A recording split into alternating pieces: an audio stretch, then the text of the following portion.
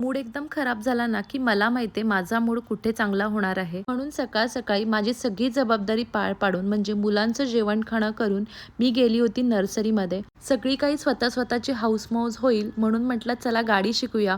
पण आता त्याचा इतका त्रास होतोय, की सगळं काम माझ्यावरतीच येऊन टपकतंय. जाऊ दे, जे काही आहे ते. पण बाहेरून आल्यानंतर झाडांसोबत थोड्याफार गप्पा मारल्या ना, की ती झाडं खूप छान उमलतात.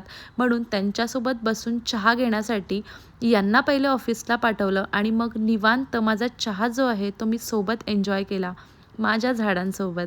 जेव्हा एखादा नवीन व्यक्ती घरामध्ये येतो ना, तेव्हा त्याला जितकं ॲडजस्ट करायला लागतं, सेम तसंच या झाडांचंच आहे. यांना देखील आता माझ्या जुन्या झाडांसोबत मैत्री तर करावीच लागेल आणि हो, त्यांची माती बदलणार, त्यांची जागा बदलणार म्हटल्यावरती ते थोडेफार तरी आपल्याला त्रास देतीलच.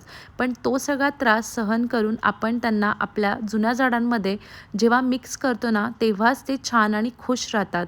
तर चला, नवीन माणसाला जशी घरामध्ये आपण जागा करतो, तशीच या झाडांना देखील जागा करणं महत्त्वाचं होतं. बरं हो, कितीही आवड झाडांची असेल, तरी त्यांना आपण जितकं छान आणि जितकं प्रेम देऊ ना, तितकी ती झाडं छान जपतात. असं म्हणून काही झाडांची जी पानं आहेत, ती गळत देखील असतात, पण ते देखील डिमोटिव्हेट होत नाहीत आणि काही महिन्यांनी परत नवीन पालवी देखील फुटते. आनंद इतका छान आणि इतका स्वस्त असू शकतो असं वाटतंय का?